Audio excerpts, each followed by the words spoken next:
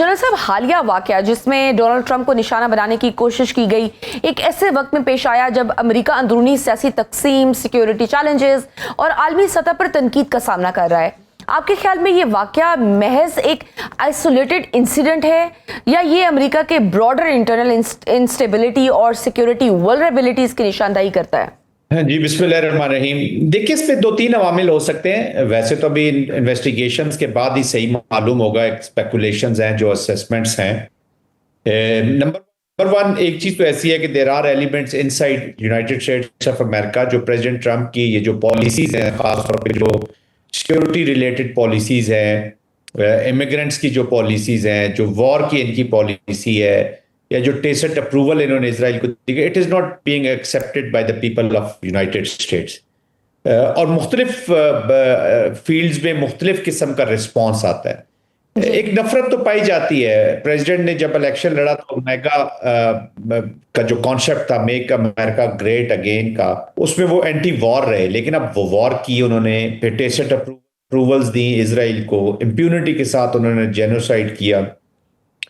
और इसकी भी अच्छा, इमिग्रेंट्स वाला भी एक बड़ा इशू रहा है। इमिग्रेंट्स को अमेरिका जिस तरीके से सबको वेलकम करता था, पूरी दुनिया के लोग वहां पर आते थे, प्रेसिडेंट ट्रम्प ने उनके खिलाफ सख्त लॉज बनाए हैं, उनको निकालने की कोशिश की है। तो ये बहुत से अवामिल है। बट ये जो इंसिडेंट है, लोग बहुत कह रहे हैं कि जी, कई देर आर रूमर्स ऑल्सो कि जी वो अपनी जो खोई हुई साख है, उनकी पॉलिटिकल साख है, इस वक्त वो लोएस्ट एब पे है। शायद ही इतना अनपॉपुलर वॉर कोई कंडक्ट की हो किसी प्रेसिडेंट ने जो अभी वो कर रहे हैं, तो वो उसको रीगेन करने के लिए। बट मैं उससे इत्तेफाक नहीं करता। मैं समझता हूं कि this is a serious security breach, क्योंकि इनकी जो इंटेलिजेंस एजेंसीज हैं या जो इदारे हैं, वो कभी ऐसी कंस्पायरेसी का हिस्सा नहीं बनेगी, क्योंकि उनकी अपनी रेपुटेशनल कास्ट होती है। जो दूसरी तरफ एक और थोड़ा सा कभी मुझे फील होता है कि ये जिस तरीके से जूइश लॉबी हैप्पी नहीं है इस वॉर की एंड करने में, या जिस तरीके से ईरान के खिलाफ वॉर को प्रेसिडेंट ट्रंप एक मौका दे रहे हैं, गो के 100% मौका नहीं दे रहे कि पीस और डिप्लोमेसी से चीजें सॉल्व हो जाए, लेकिन फिर भी एक मौका दे रहे हैं। It's must not be auguring well with the people who are the well wishers of Israel, जो हार्ड लाइनर्स हैं, और फिर जिन्होंने इन्वेस्ट किया में इतना ज्यादा पॉलिटिकल इन्वेस्टमेंट होती है, तो वो उसको प्रोटेक्ट भी करना चाहते हैं। तो वो एलिमेंट्स भी हो सकते हैं। बट ओवरऑल एक बड़े पैमाने पे मुझे एक लोन रेंजर एक्ट ही लगता है जी। अच्छा सर, सोशल मीडिया का दौर है, ऑब्वियसली वीडियो हमने भी देखी, सोशल मीडिया पे ये सारी इस हवाले से सर्कुलेट कर रही है। एक बात जो इस वाक़े के बाद से सोशल मीडिया पर बहुत गर्दिश कर रही है कि वीडियो में देखा जा सकता है कि नायब सदर जेडी वेंस को पहले रेस्क्यू किया गया और ट्रंप को उनके बाद रेस्क्यू किया गया। क्या ये बस उस टाइम पे वो जो भगदड़ थी, कन्फ्यूजन थी, उस वजह से एक स्टेप था जो फर्स्ट उन्होंने रेस्क्यू किया, या ये फिर एक हैरानकुन सूरत हाल थी? क्या हमें इसको इत्तफाक समझना चाहिए, या आप समझते हैं कि बाकायदा कोई इख्तलाफ अमरीकी सदर नायब सदर में है और शायद वह बदारा जाती इख्तलाफ की सूरत भी इख्तियार कर चुका है? नहीं, आई डोंट थिंक सो कि ऐसा कोई, अगेन कंस्पायरेसी थीरीज। देखिए, उनका जो सिक्योरिटी के सिस्टम्स हैं, अपना हसार होता है। और वाइस प्रेसिडेंट की बेशक एक ही इंटेलिजेंस एजेंसी हो, या हो सकता है कितनी एजेंसीज इन्वॉल्व हो, that I don't know. Vice president की अपनी एक टीम होती है जिन्होंने उनको एवेक्यूएट करना होता है। वही कॉन्टीजेंसीज अपनी उन्होंने बनाई होती हैं। और एक टीम जो है वो प्रेसिडेंट की, ऑफ कोर्स प्रायोरिटी वन तो प्रेसिडेंट होता है कि प्रेसिडेंट को वहां से निकाला जाए। लेकिन इट डजंट मीन कि अगर वो प्रेसिडेंट की टीम ने थोड़ा सा रिएक्ट, थोड़ा सा स्लो, क्योंकि चंद सेकंड्स का ही फर्क होगा, बहुत भी हुआ तो उन्होंने निकालने में शायद थोड़ी सी ताखीर की हो। लेकिन हर एक की अपनी इंडिपेंडेंट अलॉटेड डेडिकेटेड टीम्स होती हैं जी, जो उनकी एविक्यूएशन करती हैं। तो आई थिंक वाइस प्रेसिडेंट की टीम ने बेहतर एक्ट कर लिया होगा, थोड़ा अर्ली उनको निकालने में कामयाब हो गए। और दूसरे, आपने बिल्कुल सही आइडेंटिफाई किया जी, जब भगदड़ होती है, जब फायर हो चुका और उस ऐसी जगह पे जहाँ पे 2-2.5 हजार करीब पार्टिसिपेंट्स हो, मिनिस्टर्स बैठे हुए थे वहां पे, सेक्रेटरीज बैठे हुए थे, फिर बिल्कुल सही। अच्छा सर, ईरान की जानिब से इस वाक़े को करार देना और मुतवाज़ी बयानियाँ पेश करना, क्योंकि उनका कहना है कि फॉक्स न्यूज़ के सहाफ़ी ने जब इस वाक़े को स्टेज्ड कहा तो फॉक्स न्यूज़ ने फौरी उसकी लाइन काट दी। आप क्या समझते हैं कि ईरान का ये मौक़िफ़ क्या सिर्फ दाखिली ऑडियंस के लिए है, या ये एक मुनज़्ज़म साइकोलॉजिकल वॉरफेयर कैंपेन का हिस्सा है जिसका हदफ आलमी रायामा को मुतासिर करना है? देखिए, इस वक्त प्रेसिडेंट ट्रंप जो है वो एक वॉर लाइक सिचुएशन में है, और सिचुएशन वॉर लाइक तो नहीं है, बल्कि they are he is in the in the war, war हाँ। And he is in the eye of the storm as well.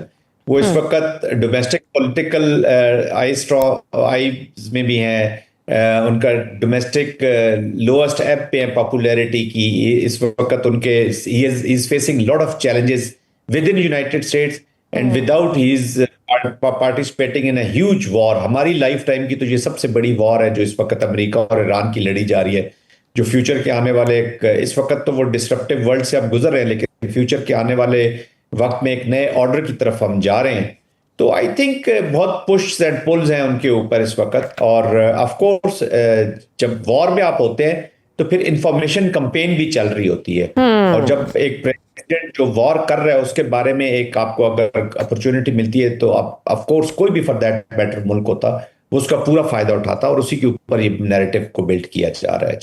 अच्छा, आपने कहा कि न्यू वर्ल्ड ऑर्डर की तरफ जा रहे हैं, वो हम भी देख रहे हैं कि अमेरिका को एक अरसे से आलमी सुपर पावर के तौर पर देखा जाता रहा है, लेकिन हालिया वाकयात और बयानियों के तनाजुर में ये सवाल उठ रहा है कि क्या वाकई अमेरिका आलमी सतह पर आइसोलेट हो रहा है, या ये सिर्फ एक क्राफ्टेड परसेप्शन है, जैसा हम देख रहे हैं कि नेटो के इत्तेहादियों के रवैये में जो बज़ाहिर हेसिटेशन और डिस्टेंस नजर आता है, क्या ये किसी स्ट्रक्चरल तब्दीली की अलामत है? बाकी कोई नया वर्ल्ड ऑर्डर कायम होने वाला है, या वक्ती पॉलिसी इख्तलाफात का नतीजा है?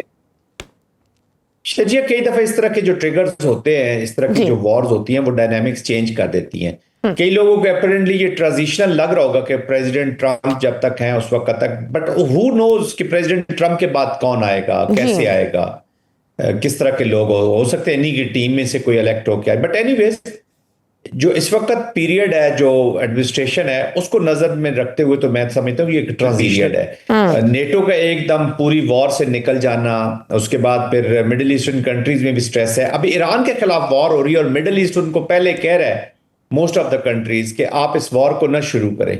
हालांकि आपको पता है कि ईरान का और मिडिल ईस्टर्न कंट्रीज के स्ट्रेन रिलेशनशिप रही है, कभी इतनी आइडियल रिलेशनशिप नहीं रही, तो उसके बावजूद उन्होंने मना किया। लूज हो रहा है, कंट्रोल लूज हो रहा है विद इन डोमेस्टिक पॉलिटिक्स में। इस वक्त is most unpopular because of his war. तो कंटेस्टेशन तो हो रही है, तो इसलिए मैं इन चीजों को जब सामने देखता हूँ, फिर the way NATO has walked out of this war, और फिर स्टेटमेंट्स भी आई हैं, हमने ममालिक की सुनी है, तो ये एक ट्रांजिशनल पीरियड, कभी कभी मुझे लगता है कि एक ट्रांजिशनल पीरियड शुरू हो चुका है टुवर्ड्स अ न्यू ऑर्डर। अब देखना यह है कि चूंकि रशिया अपनी वॉर में लगा हुआ है, चाइना जो है उसकी अपनी एक पॉलिसी है, वो फ्रिक्शन में एकदम डायरेक्ट अप फ्रंट नहीं जाता, लेकिन मैं 10-12 साल बाद एक तब्दीली जरूर देख रहा हूँ जी। राइट और दूसरी जानब हम देख रहे हैं कि ईरान भी अपने मौकिफ में लचक दिखाने को तैयार नहीं है। एक तो ईरान के अंदर जो दो ग्रुप्स मौजूद हैं, जिनमें एक हार्ड लाइन वाले पासदारान इनकलाब हैं और दूसरा सिविल क़यादत जो मुज़ाकरात के हामी हैं। अब हमने देखा है कि ईरान ने अमरीकी तबाहशुदा जंगी सामान और तैयारों की बाकायदा ईरानी परचम लगाकर फुटेज जारी की है और उसमें अली खामनाई शहीद की फोटो भी साथ लगाई है, जिससे ऑब्वियसली एक ये पोस्टरिंग करने की कोशिश की गई कि हमने बदला ले लिया है। आप क्या देखते हैं कि ईरान में मौजूद इस इख्तिलाफ के होते हुए कोई मुआहिदा और डील मुस्तकिल कामयाब रह सकती है? देखिए शजिया, बात इस तरह है कि जो भी वॉरिंग फैक्शंस होती हैं, जो भी कंटेस्टिंग